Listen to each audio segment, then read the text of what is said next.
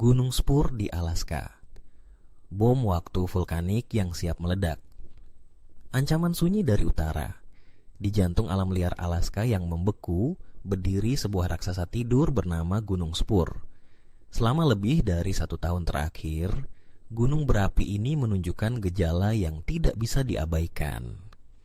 Mulai dari gempa yang sering, pelepasan gas beracun, hingga penggelembungan tanah yang menandakan tekanan dari dalam bumi sedang membangun kekuatan. Apakah ini sekadar gejala normal dari aktivitas vulkanik ringan atau pertanda bencana besar yang akan mengguncang langit Alaska? Para ahli vulkanologi sedang mengamati dengan cermat karena jika Gunung Spur meletus, dampaknya akan terasa hingga ke kota Anchorage, pusat populasi besar yang hanya berjarak sekitar 130 km ke arah timur. Mengenal Gunung Spur dan sejarah letusannya. Gunung Spur adalah stratovolcano yang menjulang tinggi dengan ketinggian lebih dari 3.300 meter. Lokasinya berada di sebelah barat Anchorage dan termasuk bagian dari cincin api Pasifik, zona penuh aktivitas vulkanik dan seismik yang melingkari Samudra Pasifik. Gunung ini memiliki 2 titik erupsi utama. Puncak utamanya yang tampaknya telah tertutup selama ribuan tahun, dan Crater Peak, sebuah ventilasi kecil di sisi gunung yang telah meletus berkali-kali dalam sejarah modern. Letusan terakhir terjadi pada tahun 1992 saat Crater Peak meledak sebanyak 3 kali, menyemburkan abu hingga puluhan ribu kaki ke udara. Letusan tahun 1992 itu menyebabkan kekacauan penerbangan dan menutupi wilayah Anchorage dengan lapisan abu vulkanik. Inilah yang paling dikhawatirkan jika gunung ini kembali aktif. Tanda-tanda awal, gempa dan pembengkakan. Segalanya dimulai kembali pada akhir bulan April tahun 2024 ketika frekuensi gempa di sekitar Gunung Spur tiba-tiba meningkat drastis. Saat itu, para ilmuwan dari Alaska Volcano Observatory, AVO, memperhatikan bahwa tanah di sekitar gunung mulai membengkak. Proses ini, yang disebut sebagai inflasi vulkanik, terjadi ketika magma mulai naik ke permukaan dan menekan batuan di sekitarnya. Musim panas tahun 2024 sempat membawa ketenangan, namun itu hanyalah jeda singkat. Memasuki musim gugur, aktivitas kembali meningkat, gempa makin sering terjadi, dan tekanan internal terus membesar. Pada bulan Oktober, AVO menaikkan status peringatan dari hijau ke kuning, menandakan adanya gangguan yang signifikan. Ini adalah tanda bahwa ada intrusi magma di bawah gunung Kaaba. Gunung yang menyebabkan gempa dan inflasi. Jelas Matt Hanay, kepala ilmuwan di AVO. Gas beracun mulai muncul. Tanda magma semakin dekat. Memasuki awal tahun 2025, aktivitas vulkanik terus berlanjut. Pada bulan Januari dan Februari, gempa tidak hanya terjadi lebih sering, tetapi juga mulai terkonsentrasi di sekitar Crater Peak. Ini adalah pertanda bahwa jalur menuju ventilasi yang paling mungkin meledak sedang terbentuk kembali. Puncaknya terjadi pada bulan Maret, ketika alat pemantau AVO mulai mendeteksi pelepasan 2 jenis gas dari gunung ini, karbon dioksida, CO2, dan sulfur dioksida, SO2. Kedua gas ini dikenal sebagai produk dari magma yang naik dan kehilangan tekanan.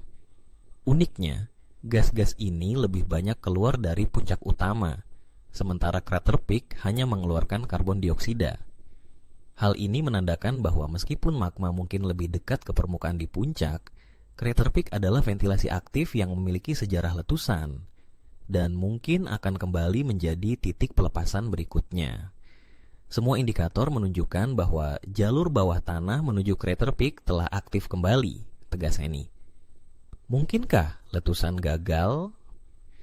Meski semua tanda menunjuk pada kemungkinan letusan, para ilmuwan tetap membuka kemungkinan bahwa aktivitas ini bisa mereda secara alami, seperti yang terjadi pada periode 2004 hingga 2006, saat magma tidak pernah benar-benar mencapai permukaan.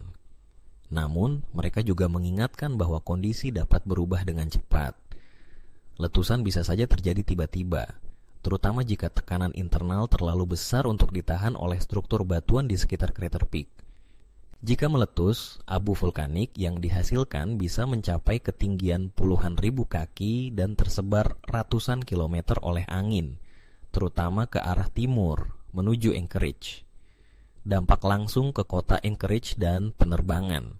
Meskipun letusan Crater Peak tidak akan langsung membakar kota atau mengalirkan lava ke permukiman, risiko utamanya terletak pada abu vulkanik. Abu ini bukan sekadar debu ringan. Ia adalah partikel halus dari batuan kaca vulkanik yang bisa melukai paru-paru, merusak mesin, dan mencemari air bersih. Namun, yang paling mengkhawatirkan adalah dampaknya terhadap dunia penerbangan. Abu vulkanik bisa mencair di dalam mesin pesawat, menyebabkan mesin mati mendadak di udara, ujar Hani. Bandara Internasional Ted Stevens di Anchorage adalah salah satu bandara tersibuk di Alaska.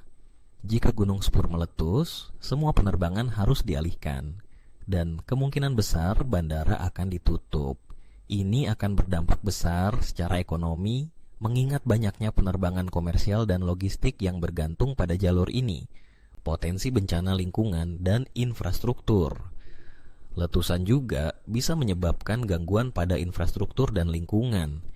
Abu yang jatuh ke tanah bisa merusak atap rumah, menyebabkan pemadaman listrik jika menutupi kabel dan panel surya, serta mencemari sumber air minum. Selain itu, jika abu masuk ke sungai atau danau, ia bisa memengaruhi kehidupan akuatik dan rantai makanan setempat. Tumbuhan bisa tertutup dan mati, mengakibatkan gangguan pada hewan liar yang bergantung padanya untuk bertahan hidup.